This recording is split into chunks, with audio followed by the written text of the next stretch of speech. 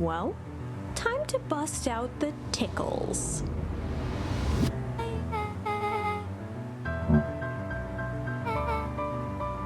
Beck lunged forward and began to tickle under Tish's arms.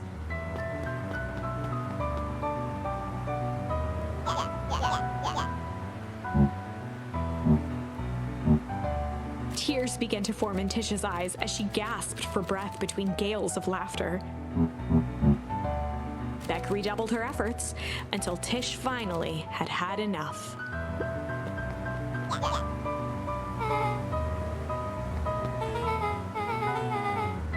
Iggy's eyes darted around, a realization dawning on his face that he was now outnumbered.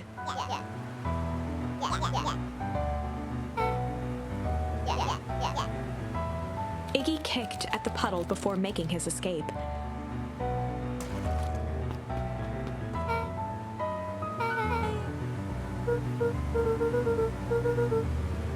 Beck shook the ooze out of her hair as best as she could.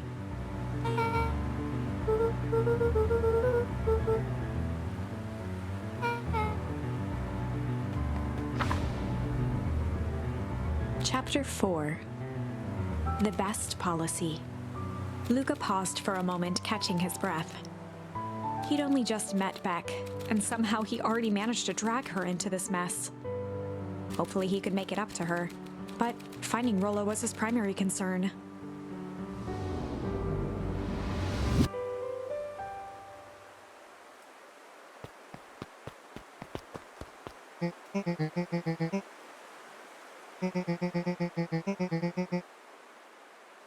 Roxy and Fitz looked drained. It was clear they'd spent all day searching.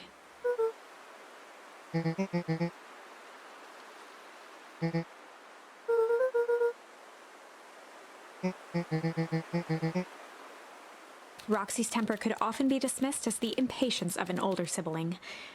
But this was the most intense Luca had ever seen her.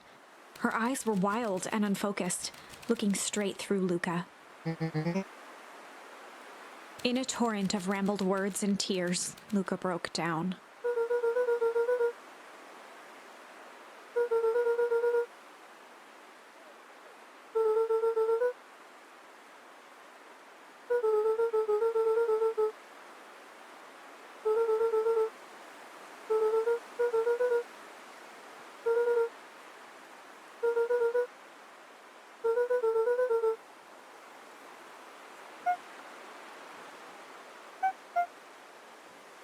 Roxy, still exhausted and angry, softened briefly as her eyes hunted the ground in thought.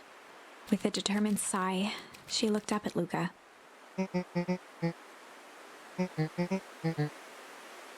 Roxy drew herself up.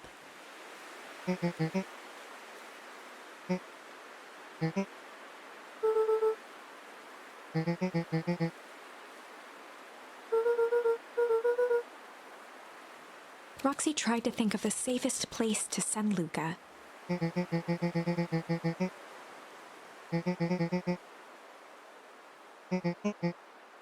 Luca wiped his cheeks and gave a quick nod.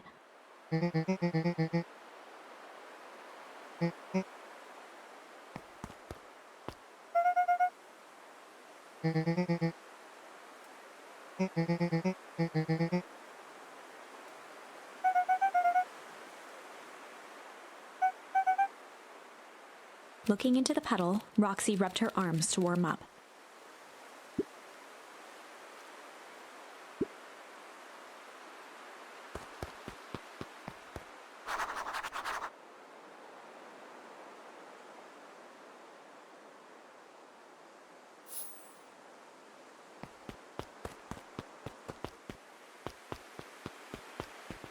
Mr. Nuncree jumped with a start.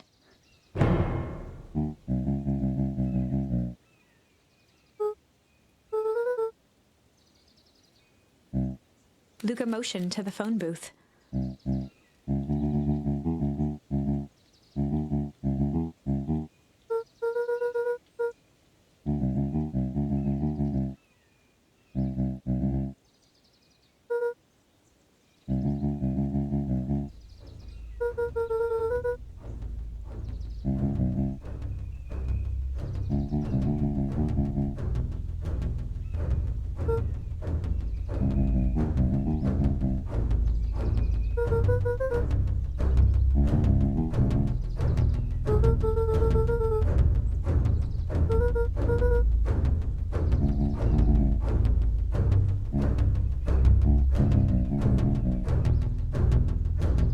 Mr. Nuncreed gently placed one of his substantial hands on Luca's shoulder.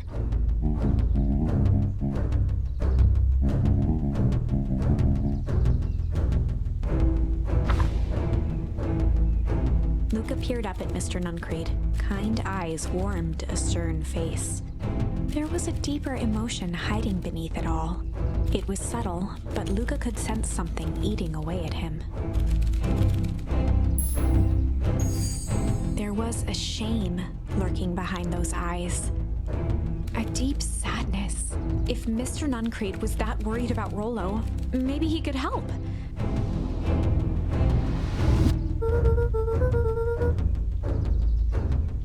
Mr. Nuncreed raised an eyebrow.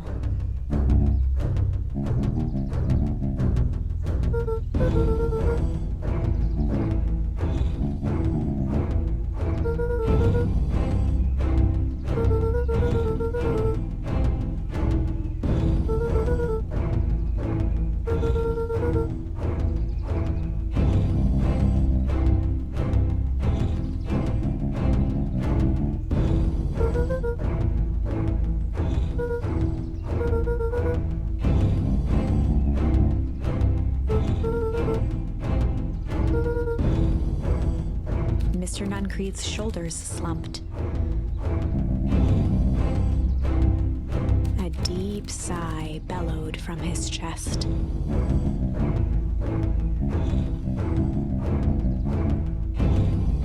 Luca attempted to take a step back, but Nuncreed's hand clamped down on his shoulder.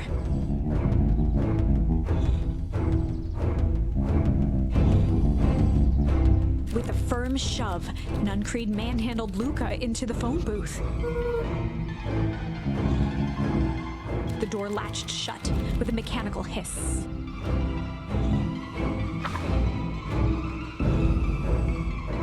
As Luca pounded the glass, the floor dropped from under his feet. The inside of the phone booth was now a loose capsule, plummeting at gravity's whim. Luca winced and pressed his hands to the walls. As he braced for impact, the capsule hurried to a surprisingly smooth stop. He felt a cold rush of air and opened his eyes with two large figures in hazmat suits occluded his view. Luca heard the deep, resigned voice of Mr. Nuncreed over an intercom. He knows too much. The end. Wait. No.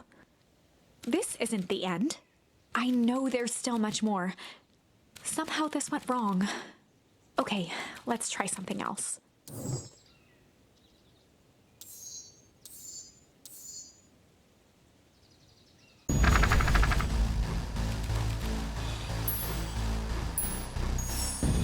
This is a story about struggle. Luca could hear a machine humming somewhere nearby. He felt around wildly, searching for something, anything that could help. His hands found a hard object, maybe a tile? He yanked it free, lifting the cold stone. Let me go! Luca swung the tile as hard as he could at the shape that still held fast to his leg. He heard the crack of glass as the stone hit the assailant's mask. With a muffled yelp, the hand let go. Luca was free and scrambled to the door. He never looked back once on the long run home. Chapter 3. Everything's fine. The next morning, it was quieter than usual at the breakfast table. Only the sound of silverware and chewing interrupted the awkward silence.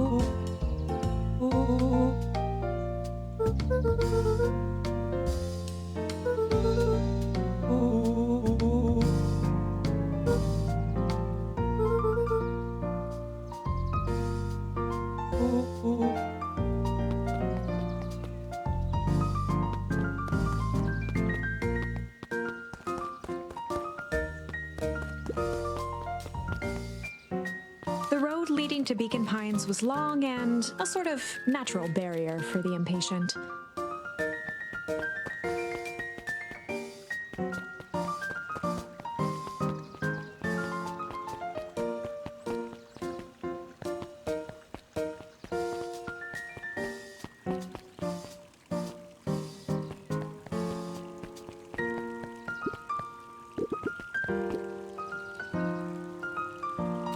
Valentine, oldest of Sharper Valentine's children, and heir to the Valentine fortune, had a way of making questions seem like demands. Mr. Wilder had learned to assume that if he was hearing from Eris, it was because she had taken issue with something he had put in the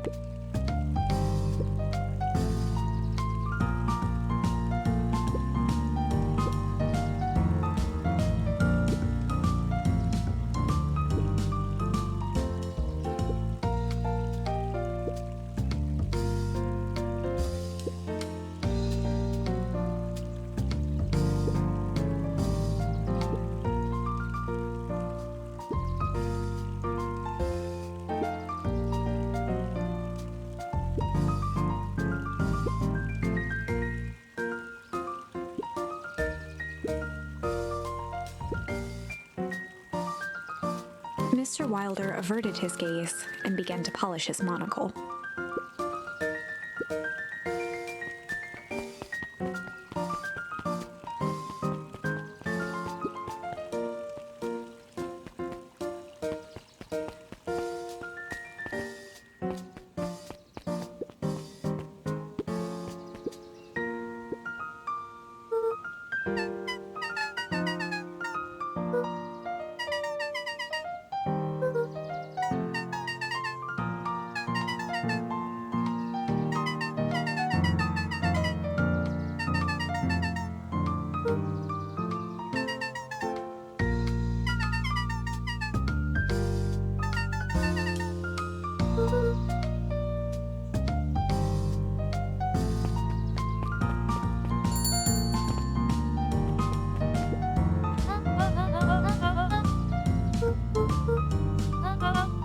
She leaned forward and pinched Luca's cheek.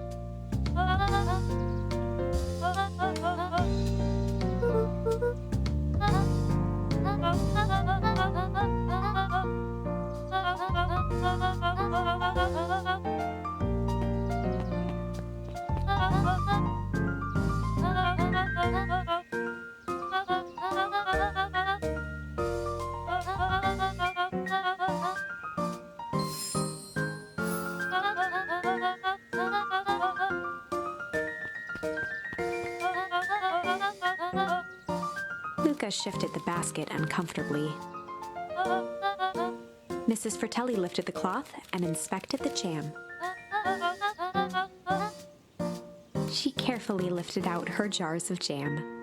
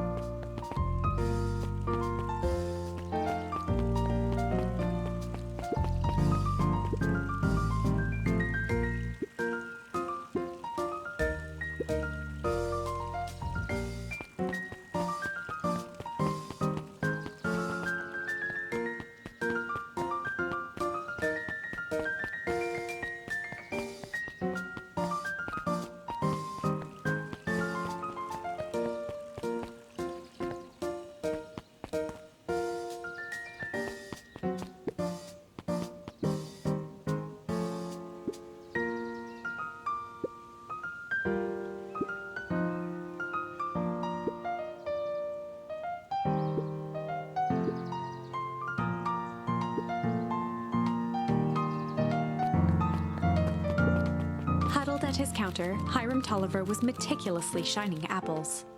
More accurately, Hiram Tolliver was meticulously shining one apple. With a yelp, Mr. Tolliver fumbled the apple, flailing at the air as it fell. He leaned forward and lowered his voice.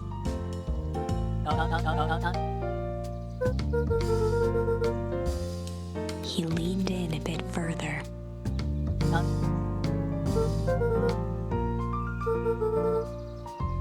Mr. Tolliver leaned back, speaking loud enough for anyone to hear.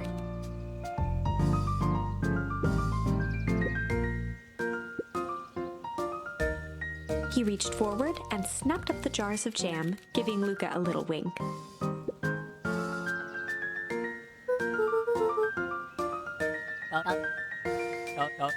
He leaned in for a final whisper.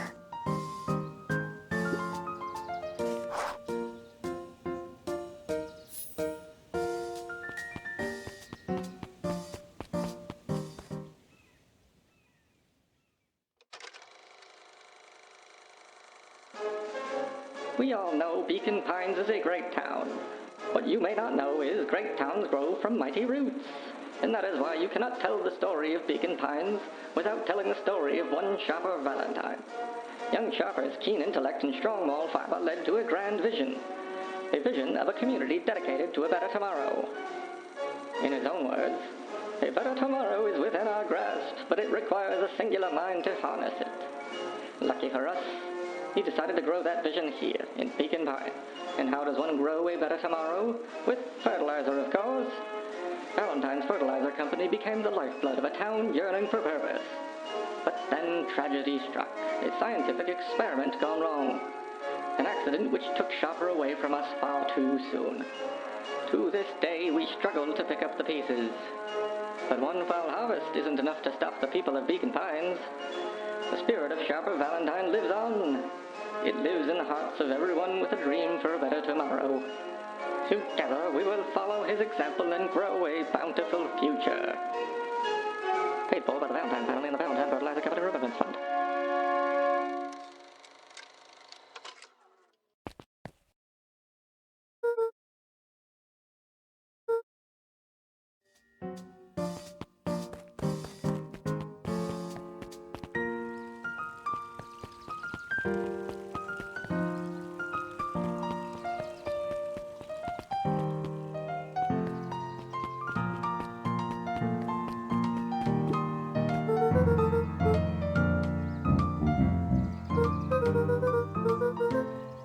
Mr. Nuncreed eyed Luca for a moment, then nodded in agreement.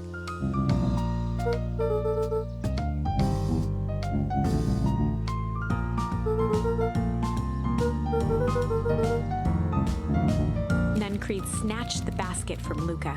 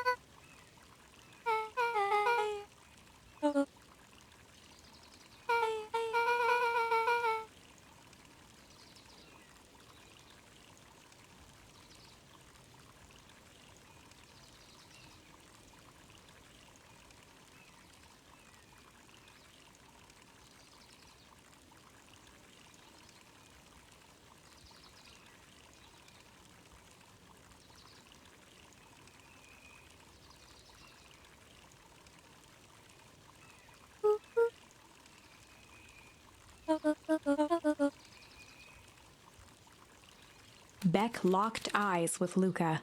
The look on her face was equal parts expectant and desperate.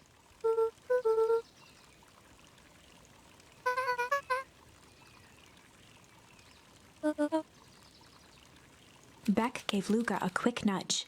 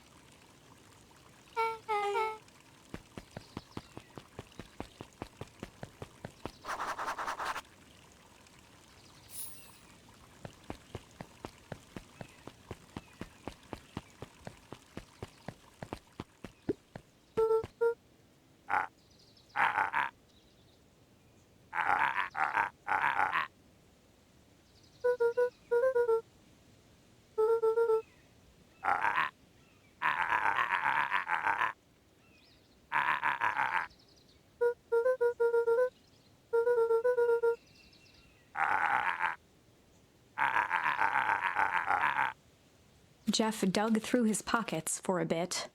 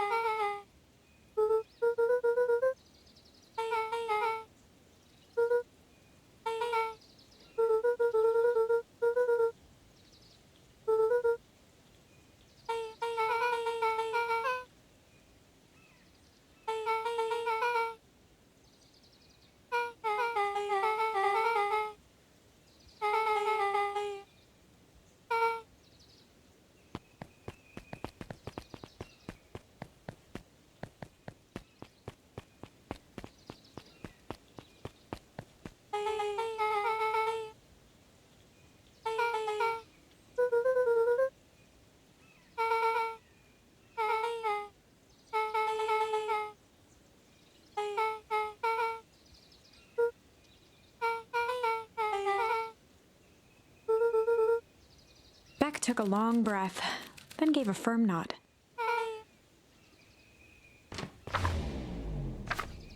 Chapter 4. Dinner with the Moodwills. Ilona Moodwill was worried about change. A gardener at heart, she understood the necessity of change, relied on it even. But there was a difference between the controlled world of her plants and this cluttered cottage in a strange town. Almost done. Nellie was a blur of activity, digging through boxes. Sorry, love, couldn't find the dishes. We'll have to make do with paper plates. Dinner went by without much conversation. As she watched Beck and Luca finish up their pizza, Ilona let herself relax into the chair. The things she cared about were still here. Nellie finally had the job of her dreams. Beck was beginning to take root. Ilona's task was simply to tend to them. She could do that.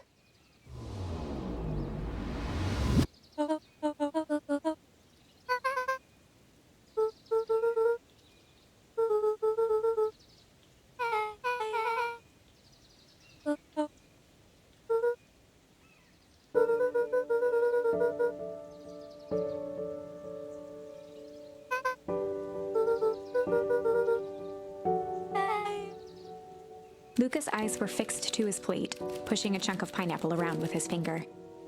Nellie was the one who eventually broke the silence.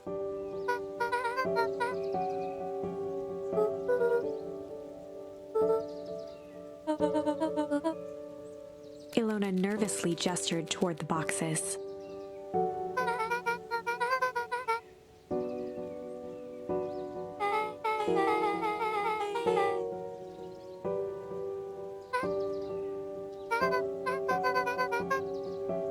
Luca wiped his face with his sleeve.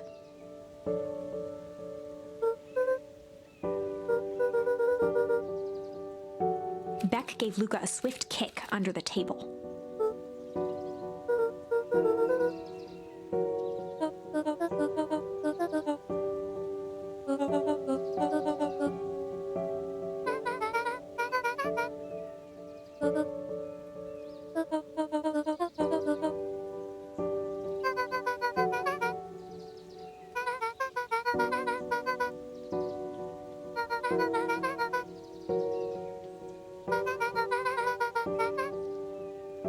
Luca glanced over to Beck. She seemed to be holding her breath.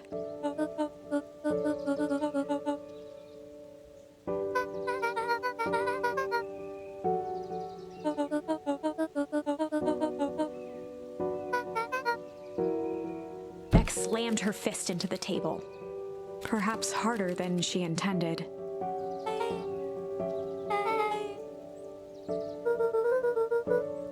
Luca glanced outside to gauge the time. The sky was darker than he expected, filled with ominous clouds.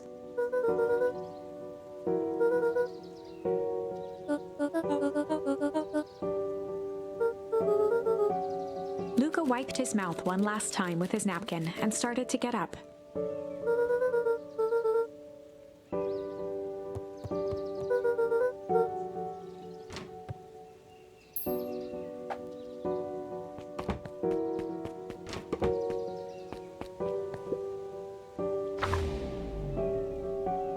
Surprised, Luca turned around. He knew Rollo could be prickly around new people. But Beck seemed cool. Rollo would warm up to her eventually. Probably.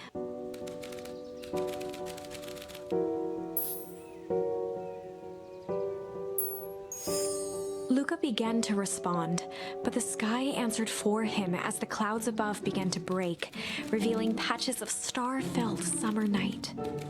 Moonlight filtered down, shimmering in the treetops.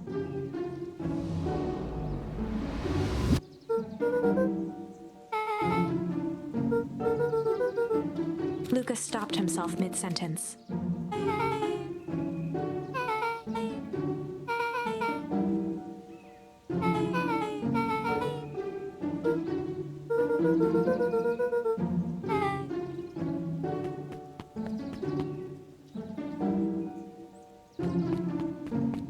Luca saw Beck skulking by the gate.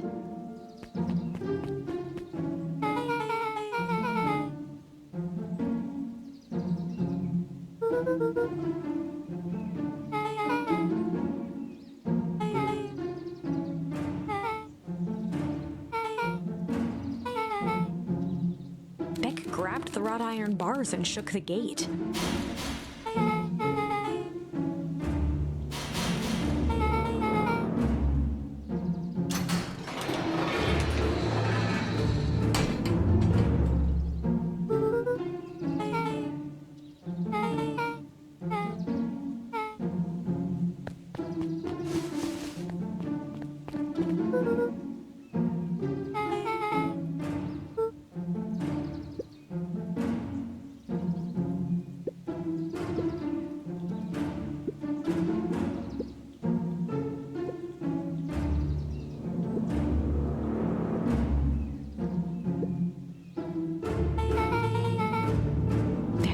Was an excited whisper.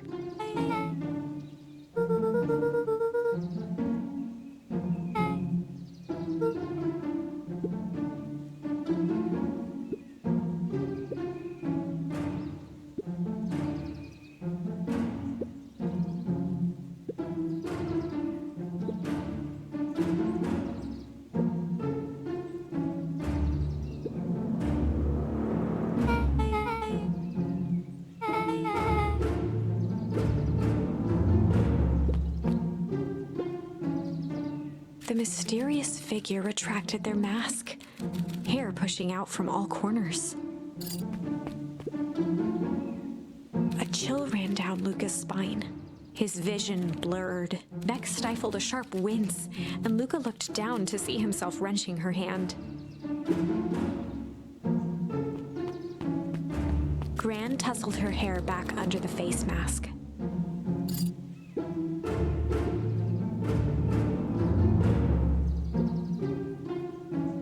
Gran gave Eris a curt nod and disappeared into the night.